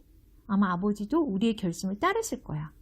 아내의 말에 베데시가 버럭 고함을 질렀습니다. 그러면 도대체 누가 우리 꼬맹이 가족을 돌본단 말이오? 베데시의 말에 모두들 입을 다물었습니다. 아버지가 도저히 약을 못 찾고 계신 거예요. 그래서 동생이 뭐라 그랬어요? 자기도 약을 마셔서 작아지겠다고. 그랬더니 엄마도 작아지겠대요.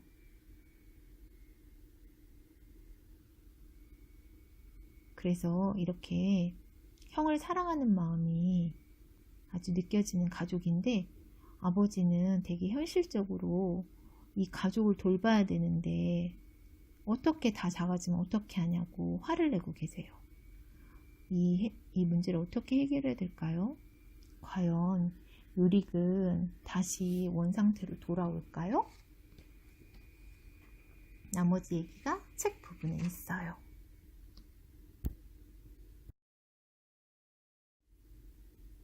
맨 끝에 장면이에요. 가족들이 가족 사진을 찍고 있는 걸까요? 유릭은 여전히 당나귀 똥을 황금으로 바꾸고야 말겠다는 꿈을 꾸었어요. 그리고 어린 찰스는 유릭을 닮은 장난감 인형을 만들겠다는 꿈을 키워나갔고요. 이제 두 형제는 진심으로 서로를 고맙게 생각했습니다. 단 둘이 싸울 때만 빼고요. 여기 그림에 보시면 누가 팔짱을 끼고 있어요?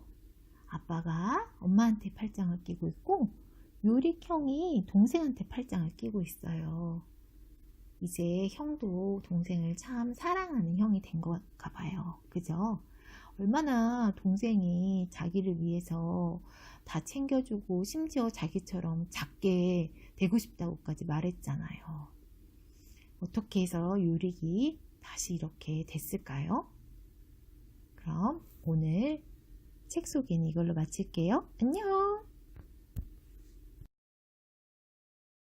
안녕하세요. 스케치북이에요. 오늘 여러분께 소개해드릴 책은 자바자바 정글입니다. 윌리엄 스타이그가 글과 그림을 그렸네요. 그러면 우리 책 속으로 한번 들어가 볼까요? 레너드가 칼을 휘두르며 이리저리 엉킨 덩굴들을 쳐내고 있어. 지금 레너드는 자바자바 정글을 헤쳐나가고 있어. 자바자바 정글은 말이야, 사람이 한 번도 지나가 보지 않은 곳이래. 그런데 레너드가 왜 여기 있냐고? 그건 레너드도 몰라. 아무튼 헤치고 나가야 돼. 한 번 더 썩둑 쳐내니까 툭 트인 길이 나왔어.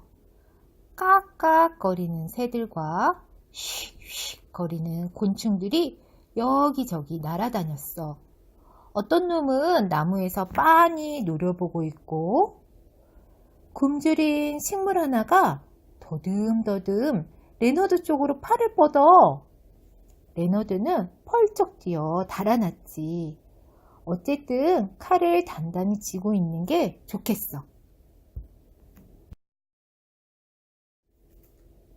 이건 뭐야? 커다란 나비가 꽃한테 잡혀있네. 레너드는 꽃을 치고 또 치고 연거푸 쳐댔어. 나비가 풀려날 때까지. 아, 이제야 나비가 날아간다. 후덥지근한 비까지 내리기 시작했어. 레너드는 걸음을 재촉했어. 이건 또 뭐지?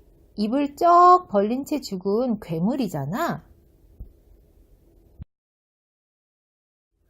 안으로 들어가 볼까?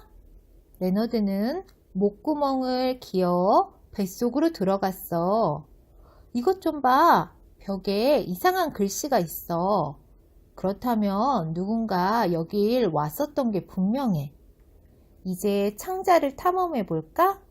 창자로 갔더니 가시투성이 동물들이 레너드의 다리를 스치며 종종 걸음으로 지나갔어. 드디어 밝은 빛이 보였어. 레너드는 커다란 똥구멍으로 빠져나왔어. 자바자바 정글은 이제 어두워지고 고요해졌어. 시간도 늦었고 세상이 온통 초록색이라 그런지 레너드는 잠이 왔어. 레너드는 그물 침대를 매달고 쓰러지듯 누웠어. 밤이 되니까 어둠 속에 뭐가 있는 것만 같아. 거기 누구야? 손전등을 비춰보지만 보이는 건 지금까지 보았던 것들 뿐이야. 온갖 식물들 말이야. 레너드는 몸을 한번 쭉 폈어. 그러고 나서 불빛과 함께 잠이 들었어. 잠에서 깨어나니 침대 그물 밑이 온통 뱀투성이야. 뱀들은 서로 뒤엉켜서 쉬쉬 소리를 내고 있어. 아, 여기가 내 방 침대라면 얼마나 좋을까? 저기 좀 봐. 나비야. 그 커다란 나비가 그물 침대의 주위를 맴돌고 있어. 레너드는 털이 복실복실한 나비의 등에 탔어. 그리고 멀리 날아갔어. 나비는 꽃밭으로 가더니 팔랑팔랑 내려앉았어. 새가 지저귀는 소리가 났어. 그러더니 이런 소리가 들렸어. 와우, 사람이잖아. 누구니? 레너드가 물었어. 난 플로라야. 난 레너드야. 이리 나와봐. 안 보이잖아. 레너드가 말했어. 안 돼. 난 부끄러움이 많아. 하지만 한 가지 가르쳐 줄게, 레너드. 저기 있는 노란 꽃에는 맛있는 즙이 가득 들어있어. 마음껏 마셔도 돼. 고마워. 레너드가 말했어. 고맙긴. 잘 가라. 플로라가 말했어. 그리고 나무들 사이로 날아오르는 아주 웃기게 생긴 새가 언뜻 보였어. 레너드는 커다란 꽃봉오리 속으로 들어가 즙을 맛보았어. 정말 신기해. 어쩐지 이런 신기한 맛을 전부터 알고 있었던 것 같아. 근데 이게 무슨 일이지? 갑자기 꽃이 쑥쑥 자라기 시작하잖아. 뛰어내려, 레너드. 지금이야, 빨리. 여기서 이렇게 끝나는 걸까? 안 되지. 레너드는 푹신한 이파리 더미에 떨어지는 바람에 겨우 살았어. 그런데 엉덩이가 파란 비비 원숭이 한 무리가 아래서 기다리고 있다가 레너드를 어디론가 질질 끌고 갔어.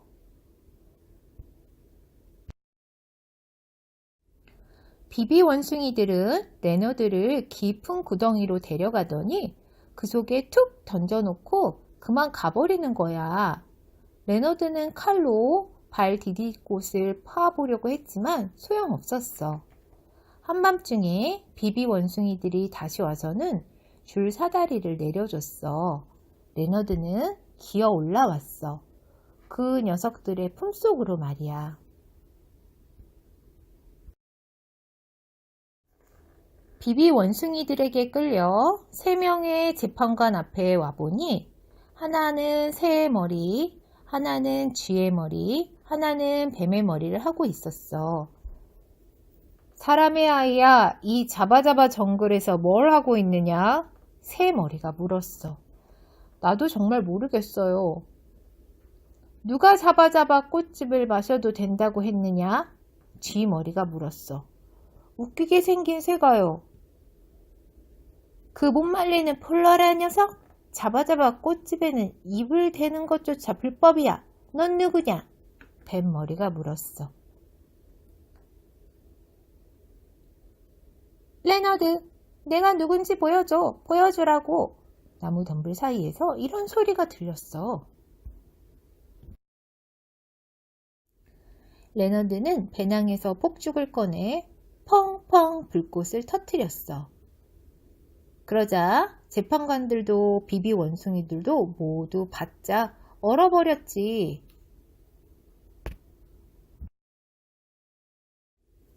플로라가 껑충 뛰어나왔어. 레너드 이쪽이야. 빨리빨리. 둘은 비밀 통로로 허둥지둥 달려갔어. 통로 끝에 이르자 플로라가 말했어. 잘가 용감한 아이야. 잘가. 레너드는 바위들을 기어 넘었어. 그러다 깜짝 놀랐어. 부모님이 커다란 유리병 속에 있는 게 아니겠어? 레너드는 병을 뚝뚝 두드렸어. 부모님은 보지도 않아. 레너드는 칼로 탕탕 두드렸어. 하지만 여전히 못 들어. 레너드는 과연 엄마 아빠를 만날 수 있었을까요? 그리고 여기서 빠져나가게 됐을까요? 책의 나머지 부분 내용도 한번 여러분 읽으면서 확인해 보세요. 그럼 오늘 그림책 읽기는 이걸로 마칠게요. 안녕.